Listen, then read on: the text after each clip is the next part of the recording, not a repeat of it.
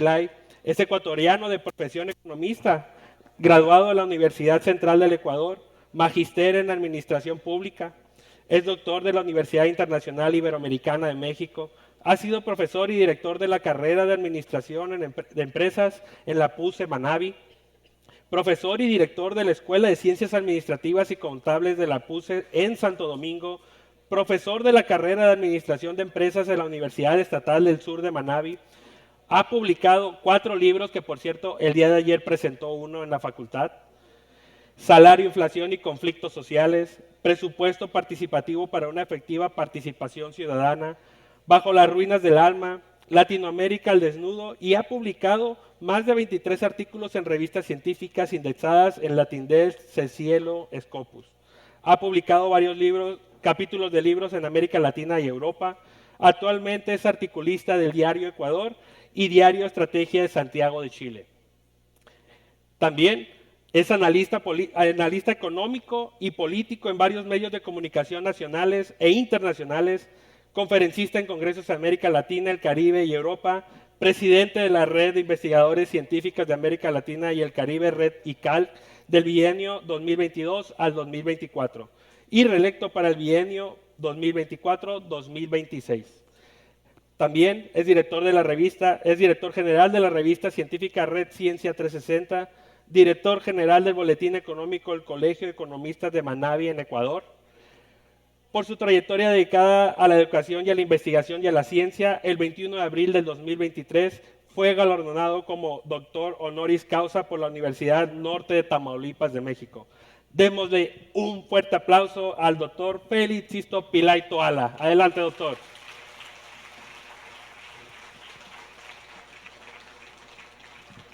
Hola, ¿cómo estamos, México? ¿Cómo estamos, Mazatlán? Estamos bien. Qué bien.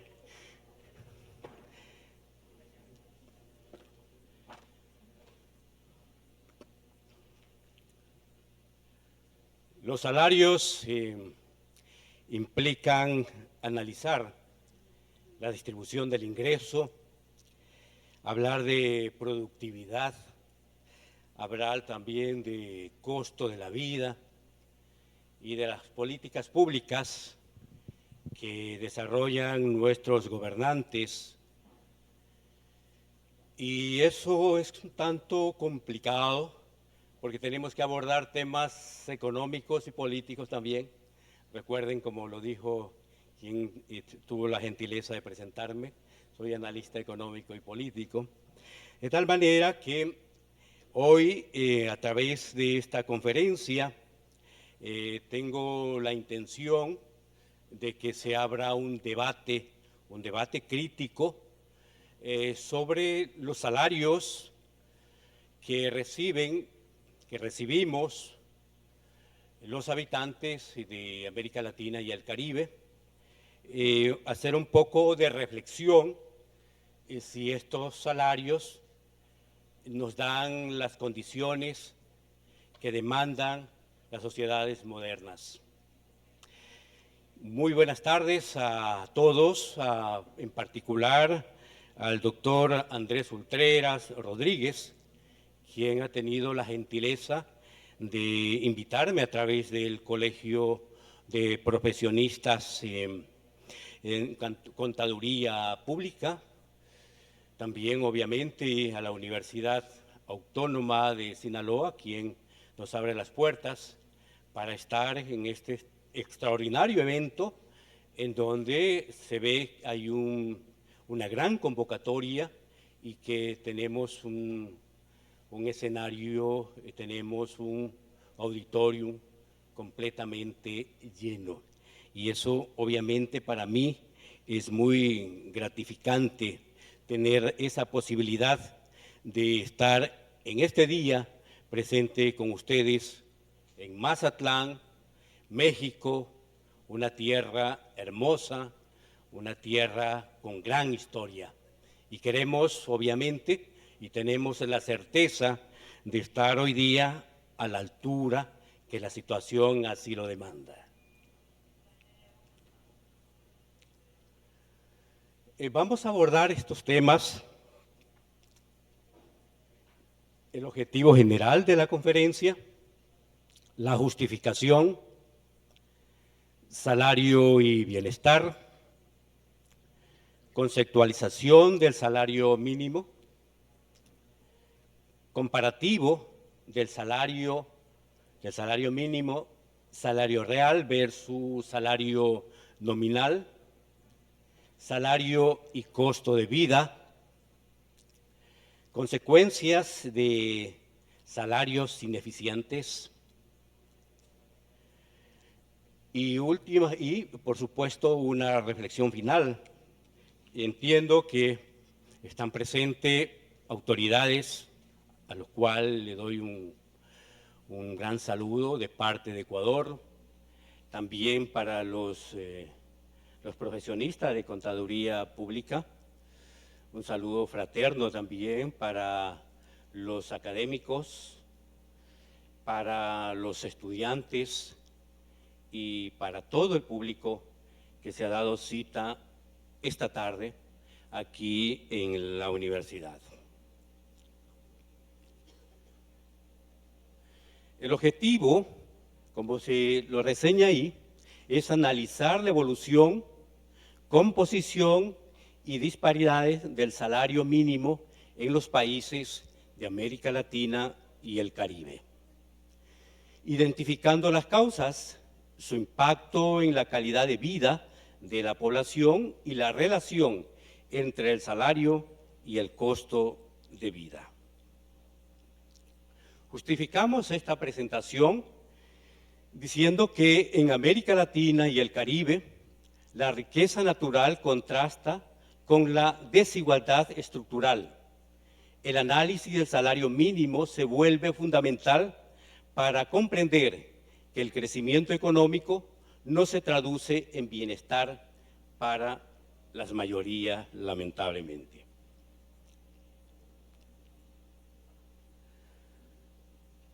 El salario no es solo lo que recibimos nosotros en nuestras cuentas, las cuentas de ahorro, en las cuentas corrientes, cuando nos depositan nuestro salario, sino que el salario es esa suma de dinero que sirve como un elemento que mide el trabajo. Implica entonces que el salario debería ser esfuerzos entregados y dinero recibido.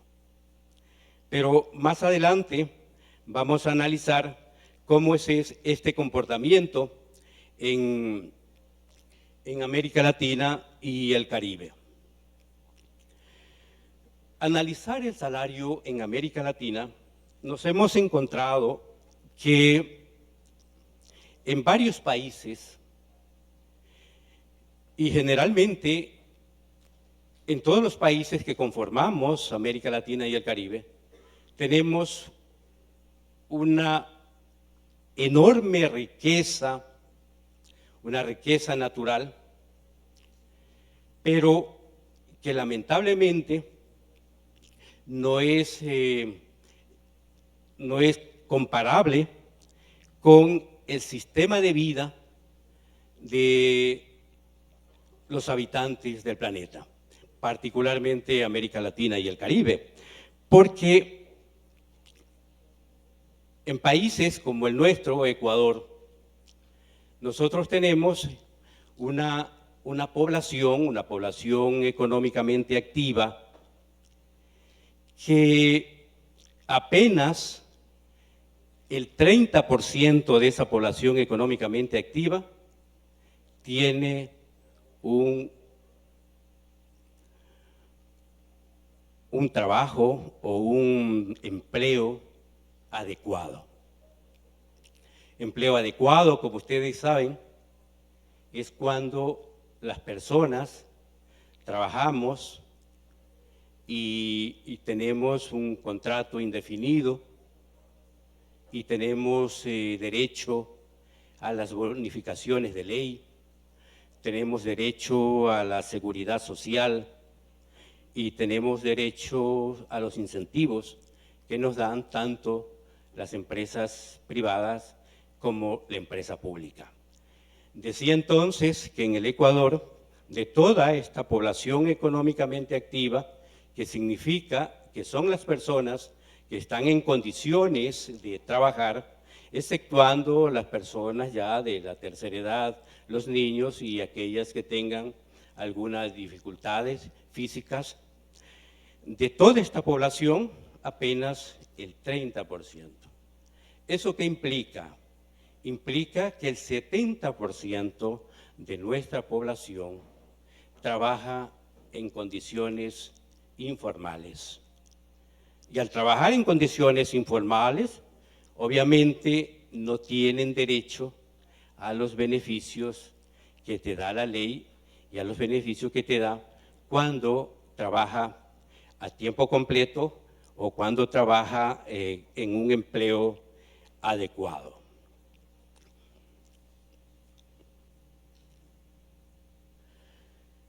El salario mínimo.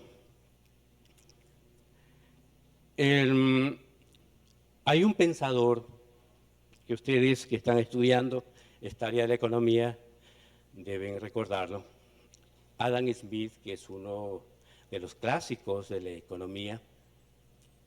Él dice que el salario mínimo debe satisfacer las necesidades básicas de los individuos y que por ello es necesario que ellos reciban esta cantidad de dinero para que puedan seguir siendo o cumpliendo las funciones de trabajadores por largo tiempo.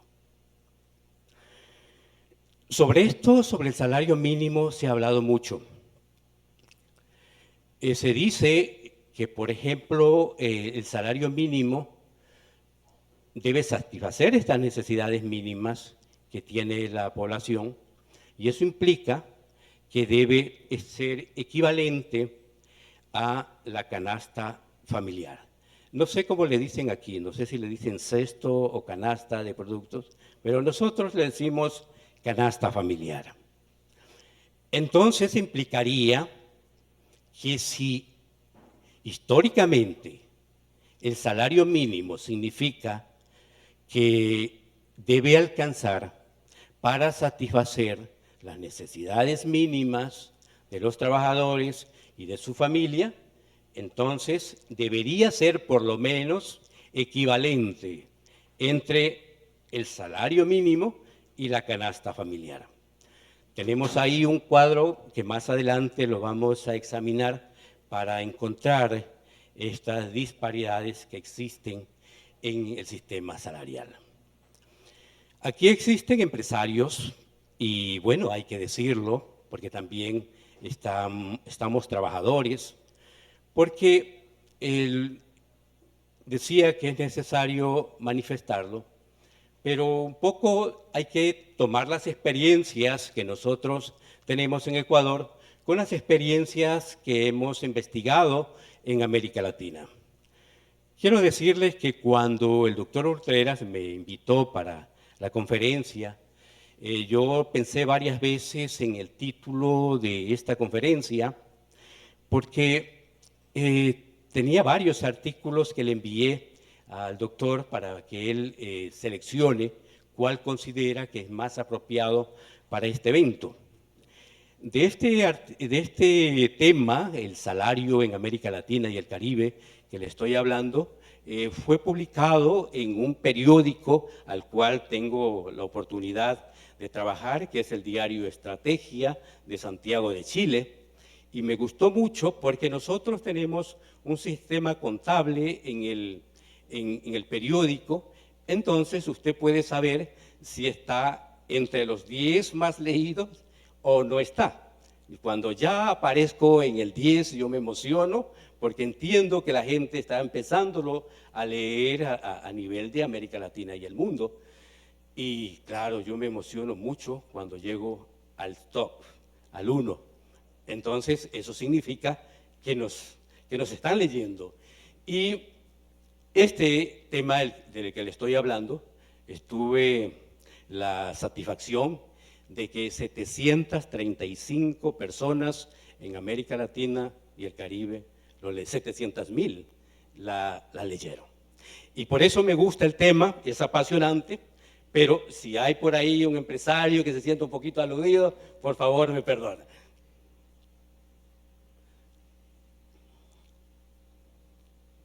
Ahí decía sobre el salario mínimo que hay los economistas, ¿no? Hay los economistas como la persona que está aquí al frente de ustedes y hay de los otros.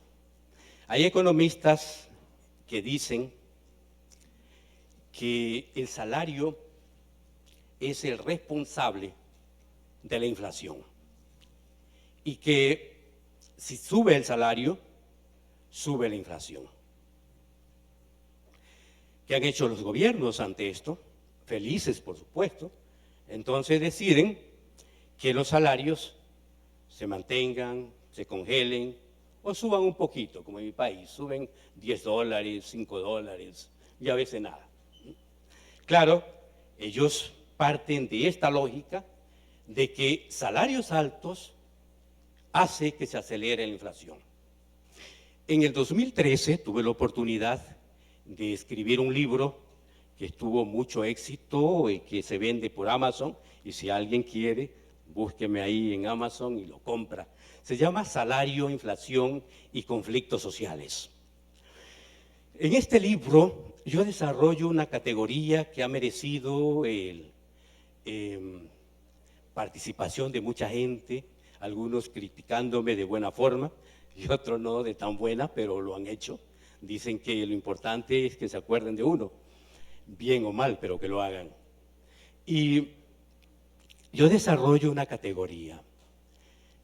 Digo, ok, se sostiene que los salarios altos provocan inflación. Eso, caso Ecuador, México, Chile, Perú, Colombia y otros países del orbe. Pero entonces, decía yo, me pregunto, ¿cómo justificar que Europa tenga salarios altos y tenga inflación baja? ¿Cómo es que para nosotros subir los salarios implica inflación y cómo es que para ellos no? Pero ¿por qué sucede esto? Sucede porque en la región tenemos necesidades insatisfechas. Al tener necesidades insatisfechas, hace que cuando suben los salarios, las personas que tenemos necesidades insatisfechas, corremos al mercado a satisfacer esta necesidad insatisfecha. Dicho de otra manera, si el nutricionista nos recomienda que debemos de comer, ejemplo, 2 libras de carne a la semana, y como no tenemos dinero, solo compramos 1 libra. Cuando nos suben el salario, ¿qué es lo que vamos a hacer? Comprar 2 libras de carne. Entonces, para cubrir esta necesidad insatisfecha. Y obviamente la carne va a subir de precio, le va a crear una inflación porque va a haber demanda de carne en todo el país. Pero ¿qué sucede con Europa? Ellos tienen salarios altos, no tienen necesidades insatisfechas, por lo tanto sube el salario y no tienen que ir a comprar más carne, más pescado, más arroz, nada más, sino que ese dinero lo utilizan para hacer otras actividades como turismo o quizás iniciar un emprendimiento. Miren ustedes, entonces la inflación no es porque se suben los salarios, sino porque en América Latina y en el Caribe tenemos necesidades insatisfechas. Eso es todo, miren, bien cómo es la cosa.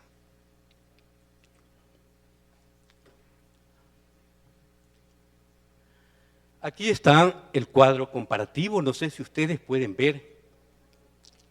No se ve, complicado, pero bueno, vamos a hacer un esfuerzo.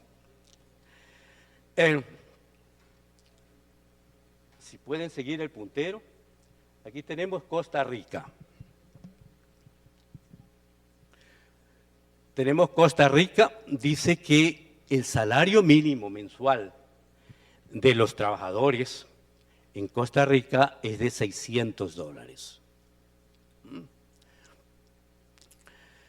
El salario en Chile es de $560. Estamos hablando del salario mínimo.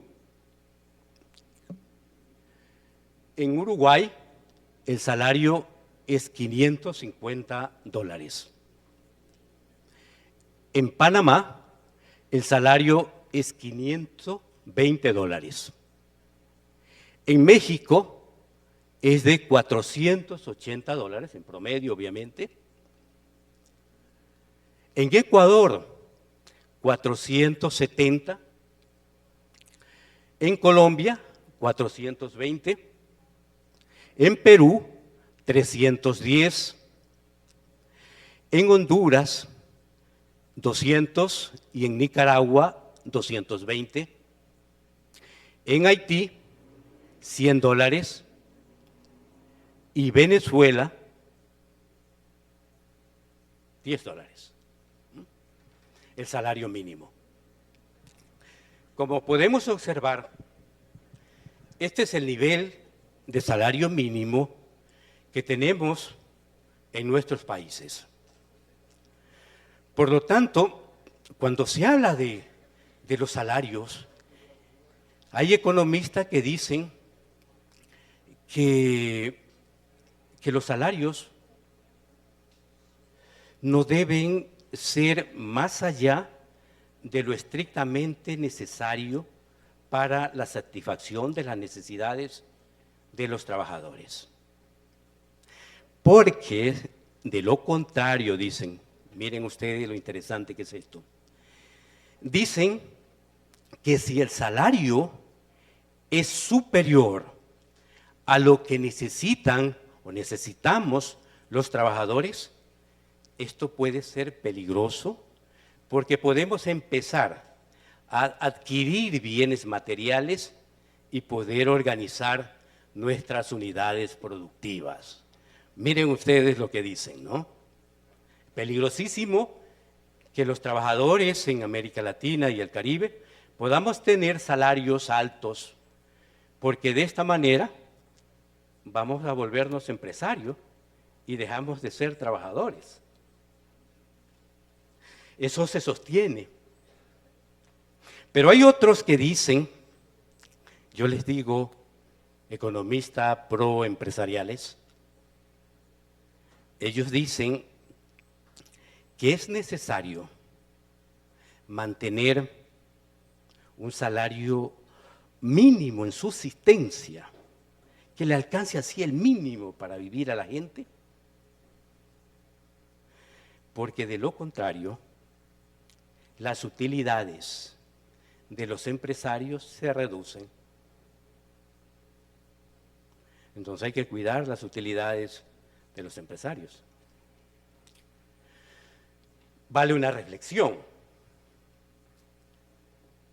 Es necesario de que se revea el problema de la distribución de la riqueza en América Latina y el Caribe. Eso que implica que esa mala distribución de la riqueza, según algunos entendidos, es la causante de la pobreza en nuestros países. Y una redistribución significa que no se hace así tan desigual el mundo. Si ustedes abren el Google y le preguntan cómo está la distribución de la riqueza en América Latina y el Caribe, le dice que el 1% de la población se beneficia del 45% de la riqueza. El 1% de la población se beneficia del 45% de la riqueza. Y más del 50% de la población, en donde por supuesto estamos mucho de aquí, apenas aprovechamos o tenemos o accedemos al 5% de la riqueza. Eso es lo que significa distribución de la riqueza.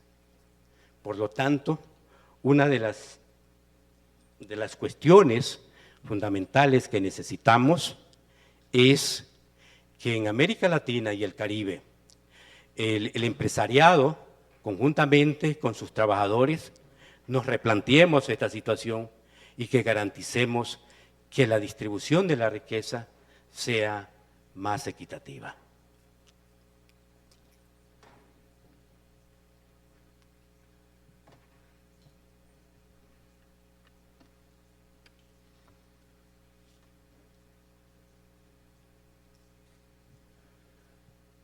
Salario nominal y salario real. Un poquito de agua.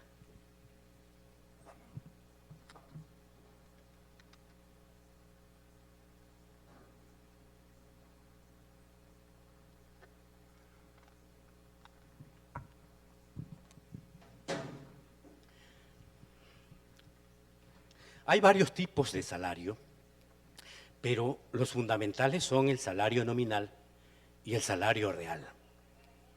El nominal, como ustedes saben, es la cantidad de dinero que recibimos. No importa si es así o así o así, pero es la cantidad de dinero que recibimos y que normalmente se plasma en un contrato cuando empezamos a trabajar. Ya vimos los salarios mínimos en el cuadro anterior, pero el fundamental es el salario real. ¿Por qué? Porque ese salario real es lo que te dice cuánto puedes comprar con la cantidad de dinero que te pagan. Por lo tanto, una persona que desconoce un poco estos temas podría estar feliz si tiene una cantidad de dinero que recibe que posiblemente no le cabe en el bolsillo. Eso no es importante. Lo importante es cuánto puede comprar con esa cantidad de dinero. Si esa cantidad de dinero, es el salario real, te permite cubrir el costo de la canasta familiar. En países como el Ecuador, cada enero, cada inicio de año, no sé aquí, se reúne el Ministerio del Trabajo, los trabajadores, los empresarios, se reúnen para discutir cuál va a ser el incremento salarial. Y bueno, como es normal, los trabajadores plantean la escala móvil de salario, que significa que el salario debe subir de acuerdo a cómo sube la inflación. Plantean los trabajadores dentro de este grupo que se organiza, pero finalmente podemos leer en los periódicos que salen en los rotativos más importantes del Ecuador que dicen gobierno, trabajadores y empresarios no llegaron a un acuerdo. Y por eso, como no llegaron a un acuerdo, el gobierno decide cuánto se va a subir el salario. Normalmente son $5, a lo mucho $10 se lo sube para el año. Pero en esta situación es que los trabajadores se encuentran en una situación bastante preocupante porque el salario no abastece para poder sostener sus condiciones de vida.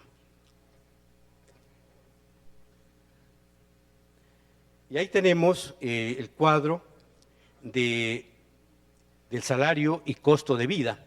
Entiendo que no se ve de allá, pero vamos a tratar de explicarlo. He tomado algunos países, no todo, una muestra de algunos países, pero, por ejemplo, en Chile, decíamos que el salario es de $560, salario mínimo, y la canasta familiar es de $550. Entonces, este salario puede cubrir el 101%. Es decir, los trabajadores chilenos con su salario pueden cubrir el costo de la canasta familiar y le queda $1 para el ahorro. México, $480, tiene una canasta familiar de $500 y apenas puede cubrir el 96%. Significa entonces que los mexicanos que están dentro de este grupo solamente pueden cubrir el 96% y le faltaría el 4%, lo que significa que tienen una necesidad insatisfecha del 4%. Ecuador, $470. Costo de la canasta familiar, $789. ¿Cuánto cubre este salario de la canasta familiar? El 60%. Significa que los ecuatorianos tenemos unas necesidades insatisfechas del 40%. ¿Cómo no va a subir la inflación si nos suben el 5%? Imagínense ustedes. Por lo tanto, el tema central es las necesidades insatisfechas. Colombia tiene un salario mínimo de $420, tiene una canasta familiar de $650 y ellos pueden cubrir el 65% de la canasta familiar, por lo tanto tendrían un déficit del 35%.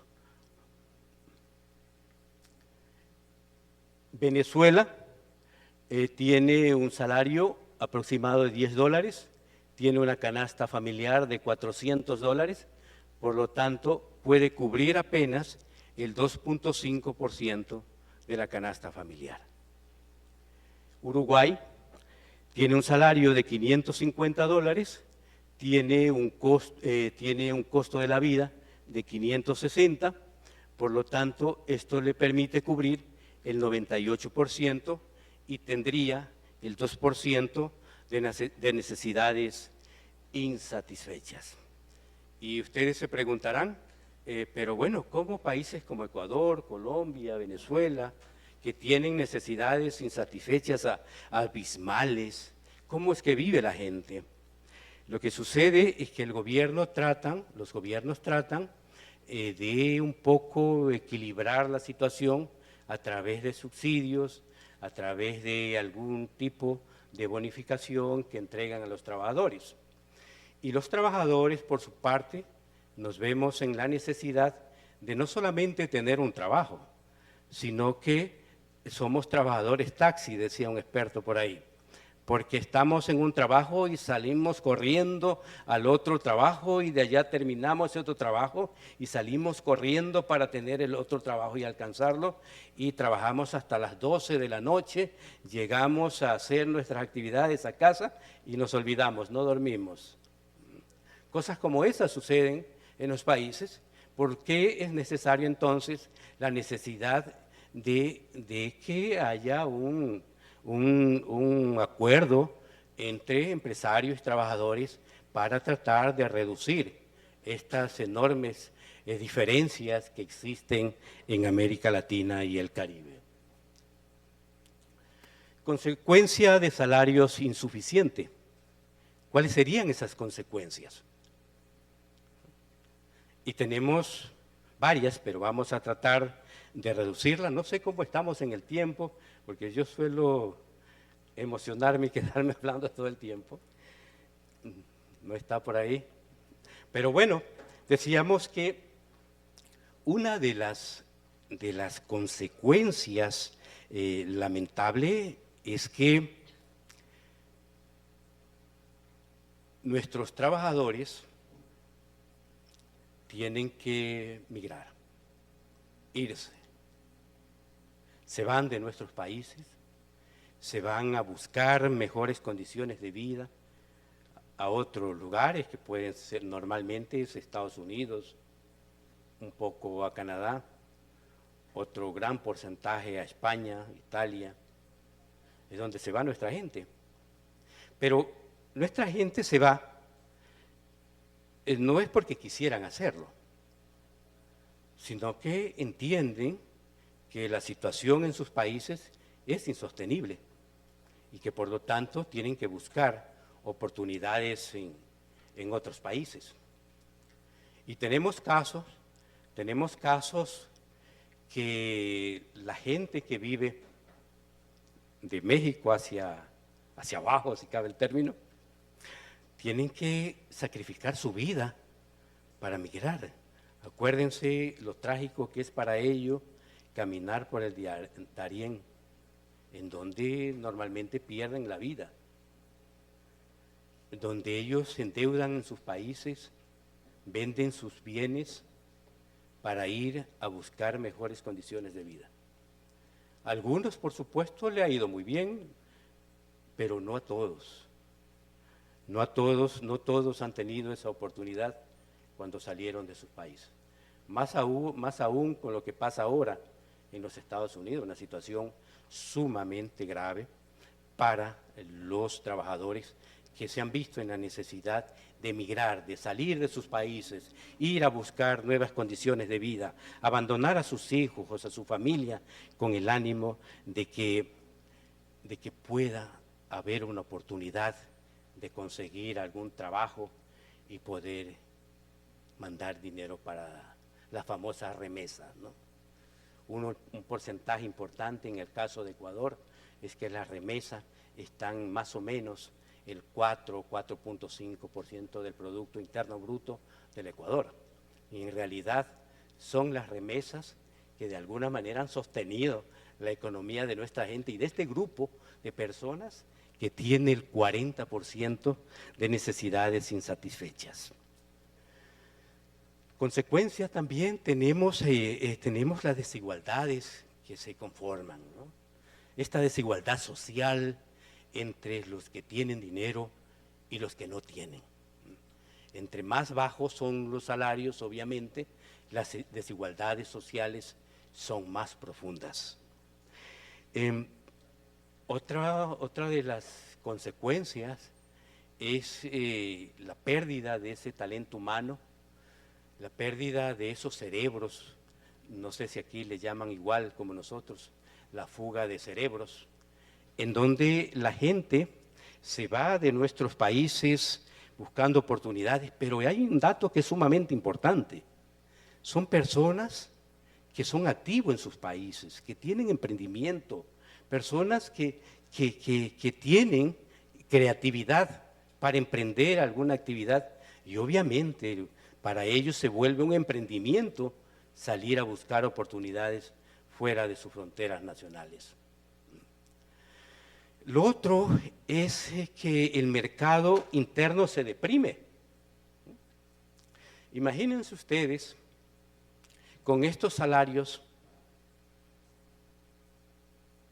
las empresas que producen el producto que normalmente consumen estas personas, obviamente no van a tener la salida que ellos esperarían. No hay consumo, o el consumo se reduce. Al reducirse el consumo, la empresa decrece. Al decrecer la empresa despide a sus trabajadores. Y un trabajador despedido ya no tiene ni ese salario mínimo. Mire estas consecuencias que produce, estas distorsiones en el tema salarial en América Latina y el Caribe. Quiero un poco plantearles algunas reflexiones finales. Considero que aquellas personas que tenemos la oportunidad de tener un micrófono, como en mi caso, aquellas personas que podemos ponernos detrás de una computadora y escribir artículos, sean estos artículos científicos, sean estos artículos para periódicos, para revistas, para escribir en las redes sociales. Investiguemos un poco del tema y posteemos cosas que puedan contribuir a resolver de alguna manera esta terrible situación que enfrenta América Latina. Y hay que decirlo, y a veces no es muy agradable, porque obviamente ahora el mundo, y sobre todo América Latina, avanza en un proceso de intentar sepultar a las ideas progresistas y ensalzar a las ideas contrarias. Y decía que eso hace que no sea de mucha atención para alguna gente, pero hay que decirlo porque es una realidad que vivimos ecuatorianos, peruanos, colombianos y todos aquellos países que formamos este hermoso continente. Bajo estas condiciones es muy difícil pensar de que América Latina avanza hacia el desarrollo. Tenemos teóricos que dicen que nosotros estamos caminando hacia el desarrollo. Pero ¿cómo es esto que estamos caminando hacia el desarrollo si tenemos estas desigualdades? Por lo tanto, una de las cosas que necesitamos es que podamos ir resolviendo estas problemáticas y efectivamente avanzar hacia el desarrollo.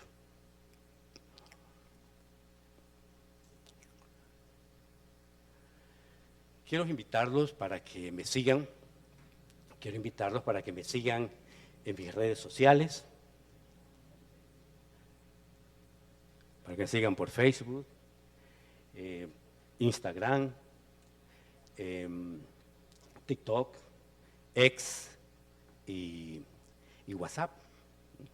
Síganme, estamos siempre generando materiales, estamos discutiendo sobre temas, abrimos una mesa de discusión y obviamente su aporte va a ser muy interesante para continuar con esta tarea de ir tratando en lo posible de mejorar las condiciones de vida de nuestra gente de América Latina. Aquí les presento dos de los últimos libros que he tenido la oportunidad de publicar. El que está acá, perdón, algo hice. Bueno, sí, están en Amazon, gracias, están en Amazon. Está el de arriba, no sale, pero bueno. El libro se llama América Latina al desnudo. Es un título potente, ¿no? Porque es América Latina al desnudo. Porque nosotros decimos muchas cosas que la gente común no quiere decir. Que la gente se calla, que la gente sabe que existe pero no las dicen. Y nosotros la decimos. América, a ver, si alguien no lee bien, les digo para que tomen nota.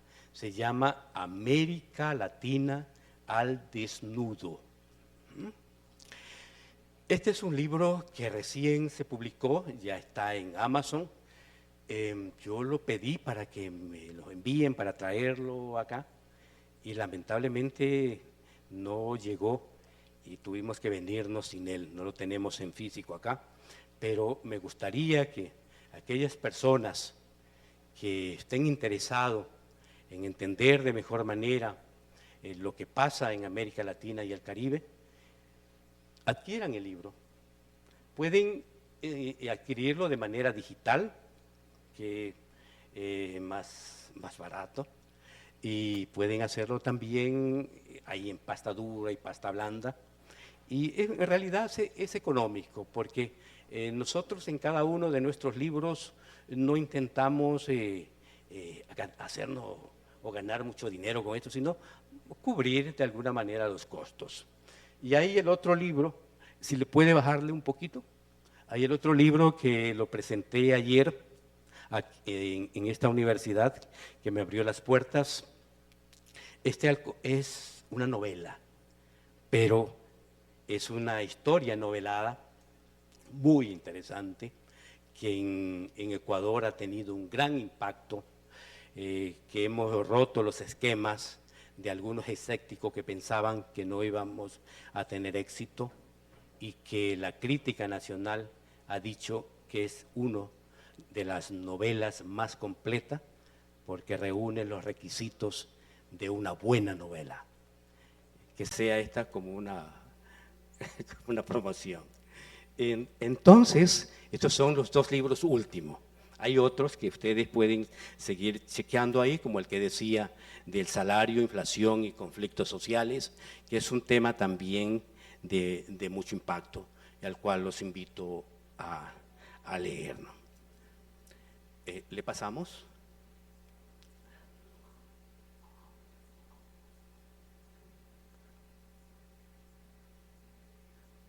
Pásale, por favor.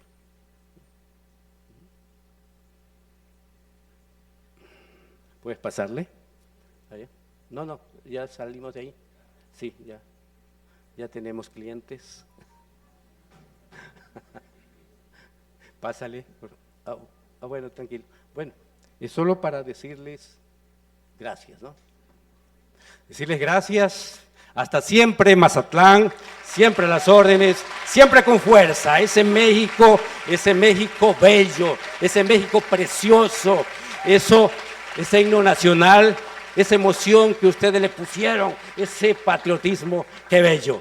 Gracias, México. Siempre estaré aquí cuando así lo requieran. Muchas gracias, doctor Pilay, muchas gracias. No, quédeselo, vamos a pasar a la parte de preguntas y respuestas. Excelente conferencia, doctor, muy enriquecedora. El salario mínimo es una parte muy, muy importante. Hay preguntas, jóvenes, aprovechen, tenemos tiempo de preguntas. Hay 1, 2, señoritas, por favor, nos ayudan. Por favor, adelante. Muchísimas gracias. Vamos a esperar a que... Muchísimas gracias, doctor Félix. Excelente participación en ese tema. Y ahora, ya que hay tantos jóvenes acá, estudiantes universitarios, y que levanten la mano los estudiantes universitarios de acá, de la universidad, vámonos. Wow, ¿verdad? bastante. Muchísimo. Ay, sí. Mañana vamos a estar también. Ni pueden Muy levantar bien. la mano algunos. Profesionistas, levanten la mano. Vamos a ver los Eso profesionistas. sí, somos profesionistas. Eso. Emprendedores y empresarios, levanten la mano. Porque esta pregunta va por ustedes también. Muy bien, entonces, ¿qué mensaje le puede dar a estas nuevas generaciones y además de eso a los profesionistas, emprendedores y empresarios de la TAM, de Latinoamérica, sobre este tema de los salarios y cómo no claudicar? Gracias, Marta. Sí, es brillante tu pregunta, gracias, porque me permite explicar. Todos apuntamos cuando estamos estudiando, digo porque eso lo hacemos en nuestra universidad, que hay que prepararse para ser empresario, para no ir con la carpeta bajo el brazo a buscar trabajo, sino para crear trabajo, para crear empleo. Pero que lo hagamos con una mirada diferente, que esta acción de buscar empleo, esta opción de crear empleo, que no con la finalidad de que nuestras ganancias no se reduzcan, tengamos que castigar a nuestra gente, pagarle salarios bajos, hacerle caso, por ejemplo, a lo que señalaba yo, aquellos que dicen que hay que tener los salarios bajos para que las utilidades de los empresarios no se bajen. No están diciendo para que no pierdan, que si pierden, bueno, eso sí es terrible. Pero de que se trata es que si la riqueza, si la distribución de la riqueza es de 100 y el 80 se queda con los empresarios y el 20% con los trabajadores, hay que reducirla. Así sea 70 y que el 30% sea de los trabajadores, pero hay que reducirla. Mira que hice un estudio y en el libro que le hablo del salario, inflación y conflictos sociales, en ese libro explicamos cómo la distribución del ingreso en la época de explosión, de la explotación petrolera más importante del Ecuador, la distribución de la riqueza estaba entre 30 y 70. Se termina, bueno, no se terminó por completo, pero se redujo la explotación petrolera en el Ecuador, bajan la distribución de la riqueza, bajó al 16% a los trabajadores y subió al 84% a los dueños, a los empresarios. ¿No les parece injusto? Está bien que ganen, yo estoy completamente de acuerdo que hay que ganar. Los empresarios tienen que ganar, obviamente, pero no sacrificar de esta manera a sus trabajadores. Nuevos empresarios, a pensar en esto. Excelente, muchísimas gracias. Y como tú lo acabas de decir, si no nos dan la oportunidad, y nos pasa porque yo soy venezolana, la creamos. Y por lo menos en el caso de México, hay muchos, ¿verdad?, emprendedores, empresarios y universitarios que están creando ideas, y eso es muy importante. Muchísimas gracias por su respuesta. Gracias, Marta.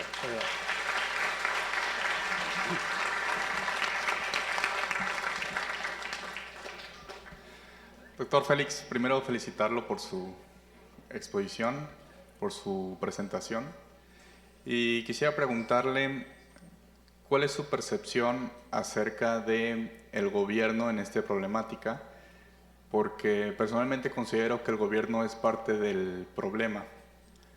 Hablaba usted de que el 45% de la riqueza se queda prácticamente en el 1% de la población.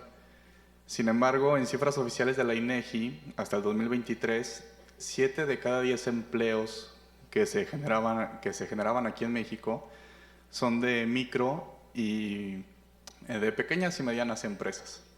Entonces estamos hablando que el 70% de estos salarios que se pagan no los paga ese 1% de grandes contribuyentes.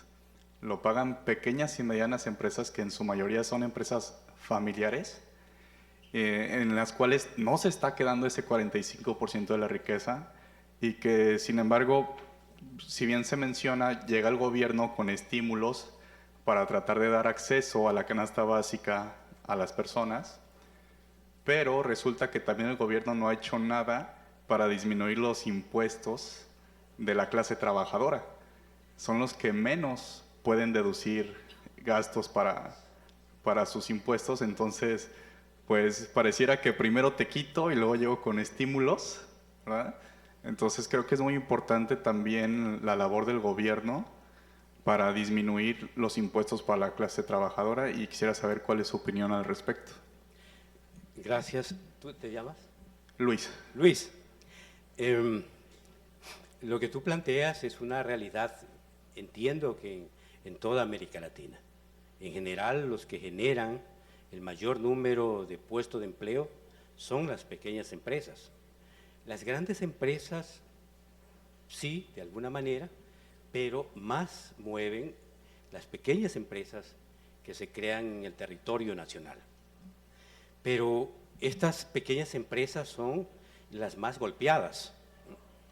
No hay un estímulo por parte del Estado para que estas empresas puedan crecer, se le pueda reducir los impuestos y que puedan operar de manera eficiente y que creen cada vez más puestos de empleo. En Ecuador tenemos un problema bastante similar, con la diferencia que el 1% de estos que se quedan con el 45% ni siquiera pagan impuestos. Pueden imaginarse usted, nosotros y aquellas personas que les gusta leer, o si no, googlean ahí, nosotros desde el 2014, también el pasado, pero solo para topar estos últimos años, imagínense ustedes, gana un gobierno y la primera gran medida económica es perdonarle los impuestos a los grandes empresarios. Entonces dicen, vamos a condonar los impuestos. Entonces le condonan lo que no han pagado, los intereses y más. más o menos como 2.100 millones de dólares fue la última que hizo el gobierno actual. Entonces, estas personas, estos grandes empresarios, aparte de que su dinero no lo tienen para generar riqueza en el país, sino que lo llevan a paraísos fiscales, aparte de eso, no pagan impuestos. Hay un informe de la CEPAL, me gustaría que lo googleen también, hay un informe de la CEPAL que dice que en América Latina, y particularmente en Ecuador, en el 2023, si no me falla la memoria, en Ecuador se perdió 7.000 millones de dólares en impuesto a la renta y en impuesto al IVA. ¿Qué significa esto? Que aquellos empresarios que tienen esas enormes empresas, se les condona las deudas y aparte de eso no pagan, no declaran como debe ser, tienen la famosa doble contabilidad y aparte de eso, cuando nosotros vamos, compramos un producto, pagamos el IVA, en Ecuador es el 15%, nosotros gustosos pagamos el IVA porque pensamos que ese dinero va a ir para el gobierno y para la obra pública, pero resulta que según la CEPAL, que ha hecho un estudio en América Latina, en Ecuador, ese dinero que nosotros pagamos como IVA, se lo guardan y no lo pagan. Imagínense ustedes cómo funciona la cosa. Pero las pequeñas empresas no pueden hacerlo, no podemos hacer esto, porque si usted no paga, al otro día amanece pegado ahí, cerrado por problemas con el SRI. El SRI en Ecuador. Entonces, es un gran problema. Empresarios, jóvenes y aquellas personas que estén cerca de los gobiernos, es necesario hacer una revisión de estos problemas que tenemos en América Latina y que son el cuello de botella que no nos permite desarrollarnos. Así hay que decirlo, porque así es. Muchas gracias. Gracias, doctor. Muchas gracias. ¿Hay alguna pregunta más? ¿Alguien más que quiera hacer una pregunta? Sí, ya sería la última pregunta, doctor. Para ya muy bien, muy bien. Doctor quedo Félix, toda la tarde. antes que nada, primeramente felicitarle y agradecerle por su buena participación. Un tema muy pertinente, pues de todos los tiempos, ¿no? Porque siempre vemos que los salarios son ese problema, ¿no? Bien, poniendo en contexto el desarrollo económico impulsado por la innovación, que le dio el título del premio, más bien el premio Nobel a los economistas en este año. ¿Cómo cree usted que la innovación pueda venir a impactar en este desarrollo económico de América Latina y del Caribe y que los salarios igual sean el motor de ese desarrollo? Bueno, estamos enfrentando una etapa bastante dura. Para muchos es preocupante, para otros es muy aliciente. Por ejemplo, se habla mucho de la CIA, ¿no? Y algunos miran la IA con preocupación y otros no muy poco. Pero hay un spot en las redes sociales que dice que la CIA va a crear más rico que todas las otras adelantos que ha tenido la ciencia. Ojalá que así sea.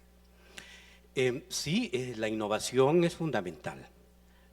Considero que es necesario seguir innovando, es necesario que aprovechemos la tecnología para innovar, que aprendamos de las experiencias exitosas de nuestros hermanos países y recordemos lo que hizo Japón.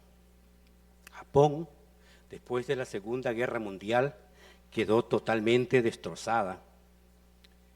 Ellos, y atención estudiantes, ellos enviaron a sus estudiantes a Estados Unidos y a los países más ricos para que aprendan qué es lo que están haciendo y para que regresen a replicarlo.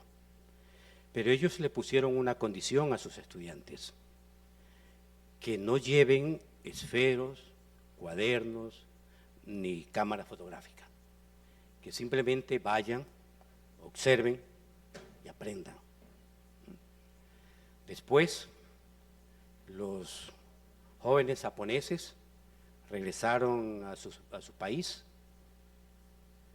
y empezaron a traer hacia el presente todo lo que a ellos habían aprendido. Por eso es que en Japón se desarrollaron, por ejemplo, los automóviles, pero no tan pesados ni perezosos como los automóviles norteamericanos, porque los estudiantes aprendieron cómo estaban hechos, qué es lo que hacían y cómo podían ellos mejorarlo. Entonces, ellos mejoraron. Y aquí hay una cuestión que yo siempre discutía con mis compañeros profesores.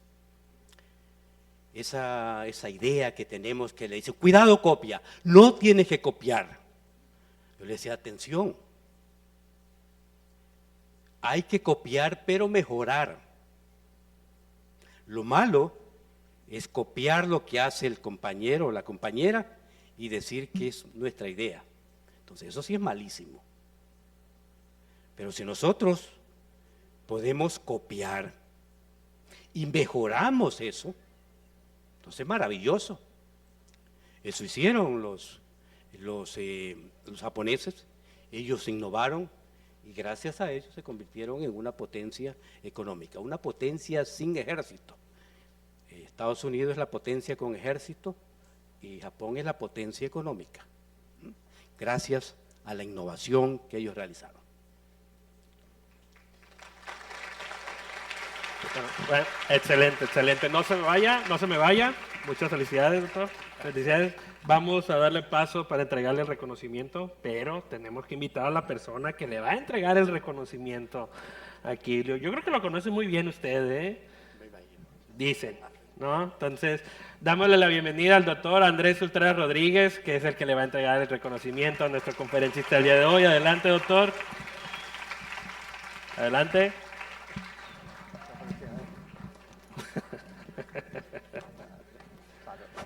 Un poquitito más al centro, por favor, que se vea. Bueno, ¿les gustó?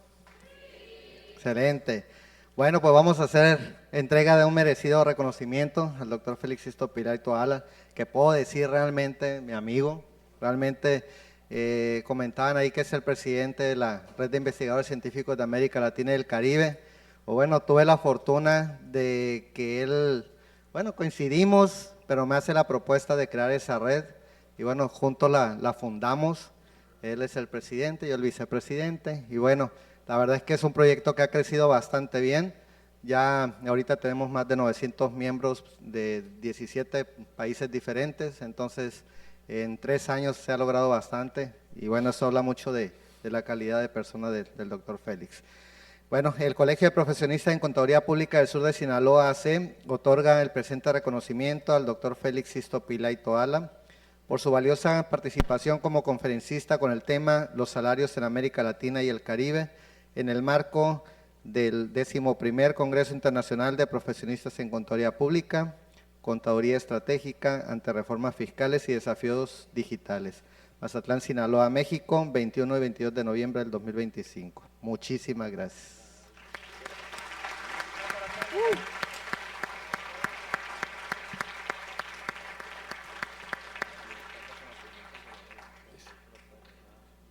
¿Listo?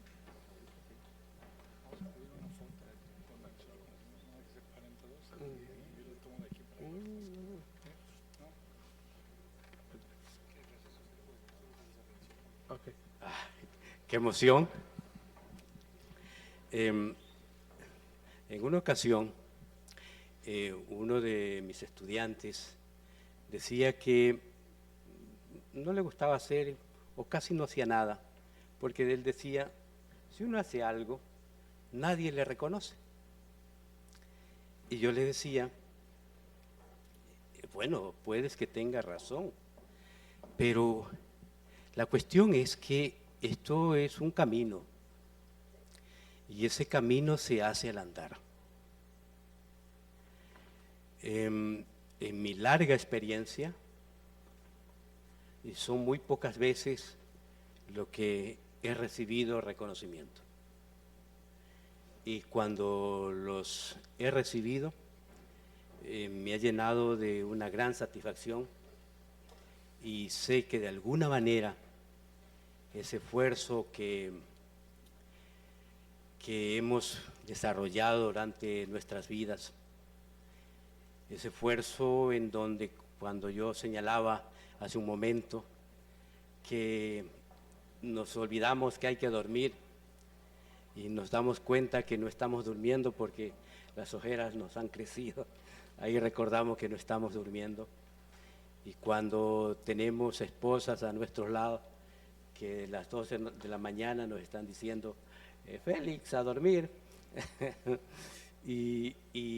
Pero ese esfuerzo que se hace, ese esfuerzo no lo hacemos pensando en alguna vez recibir reconocimiento, sino que estos vienen y es un pago al esfuerzo. Quiero en este momento, delante de ustedes, hacerle un agradecimiento público a mi esposa.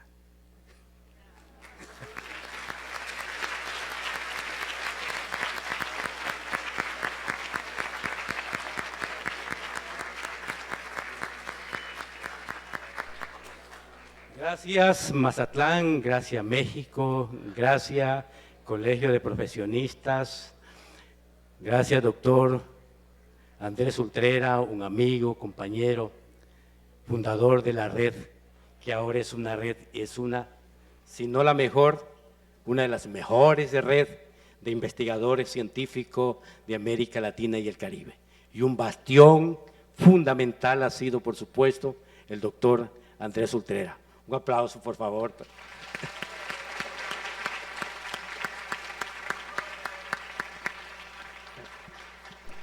¿Qué sigue? ¿Andrés?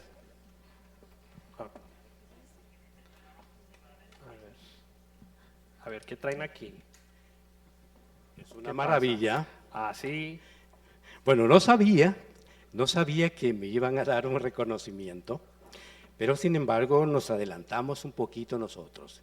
Y dijimos, bueno, pues va a tener lugar este evento maravilloso, donde la columna vertebral de este congreso es el doctor Andrés Ultreras y otras personalidades.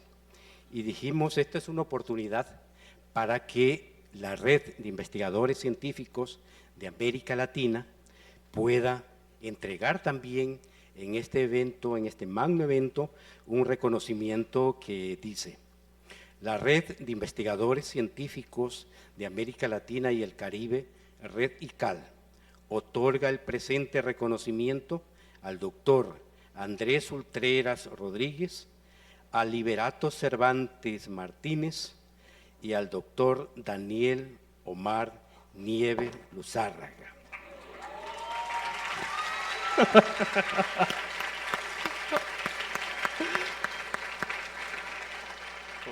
Pásale. Y este reconocimiento lo hacemos como miembros que son del cuerpo académico, gestión de las organizaciones y las tendencias administrativas GOTA UAS K340. Firman este documento o de reconocimiento mi persona en calidad de presidente de la red ICAL y el doctor Alfonso Cortés López, secretario de la red ICAL. Miren, para que vean, ¿ah? Pues pasamos.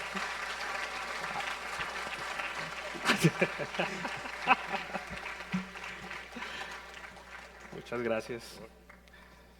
Ay, pues no trae discurso preparado, ¿qué hacemos? Para la foto. Para la foto.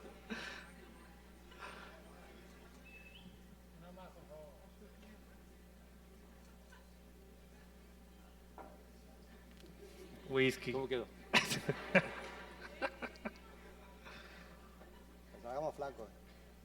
Ahí le haces Photoshop, por favor, que no se vea tanto la panza, ¿no? No es tan amable. Muchas gracias. Muchas gracias. No, tú eres el líder. Yo no vengo preparado, yo no sabía que nos iban a dar ese reconocimiento, ¿eh? Lo Fue mal- totalmente inesperado. Lo malo es que agarro el micrófono y ya no lo quiero soltar. No, pues Bueno, pues muchísimas gracias, la verdad no era esperado, pero pues se lo agradecemos bastante, es un gran detalle. La verdad es de que hemos hecho un trabajo colaborativo internacional en conjunto y ha dado bastantes frutos. Gracias a la Red ICAL, pues bueno, como cuerpo académico hemos crecido bastante, hemos logrado conseguir de manera individual perfil PRODEP, algunos en el SNIB, otros estamos en el camino. no me recuerdo esas Se, cosas. se conformó lo que es el cuerpo académico como tal. Y bueno, ya sacamos 4 libros, están por salir 2 antes de que termine el año, 2 nuevos. Traemos ya algunas publicaciones en colaboración con otros investigadores de Colombia, de Ecuador, de diferentes partes de Latinoamérica, y la verdad es que incluso viene un proyecto para el próximo año, a unos ya se los medio platiqué. Para el próximo año vamos a tener por estas fechas ahí una actividad internacional donde va a venir gente de Corea del Sur, de algunos países de África. No viene K-pop, y bueno, ya, Estaba escuchando. ya no voy a decir más porque los quiero dejar con la emoción, pero pronto van a saber nuevamente de nosotros. Muchísimas gracias al doctor Félix, a la Red ICAL por este reconocimiento. Y bueno, ahí se los... Está padre. Ay, se apaga. Me va a servir de lámpara. Sí. No, muchas gracias, muchas gracias. No, muchas gracias. Es una lámpara para recordarle que ese camino es hacia adelante. Gracias. Bueno, muy bien. ¿Qué pensaban? ¿Que nada más venía a conducir aquí, verdad? No, también hacemos más cosas aparte de esto. Bueno, vamos a dar una pausa de 10 minutitos para que estiren un poquito las piernas, para darle paso a la siguiente conferencia. Ya están aquí nuestros conferencistas. No se pierdan, no se vayan. 10 minutos. Vamos a empezar puntuales, 10 minutos.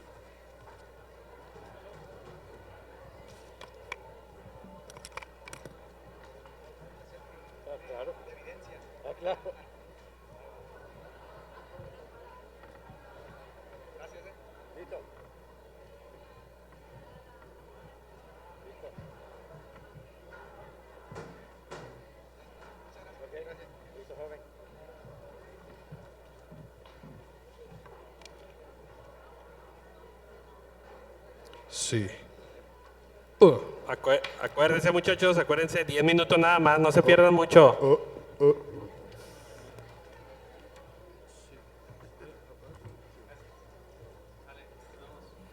Sí. Sí. Sí.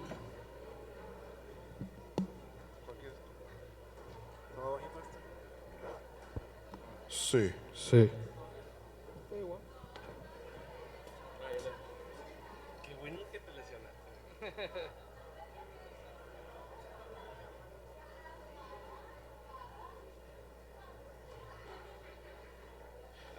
Bueno.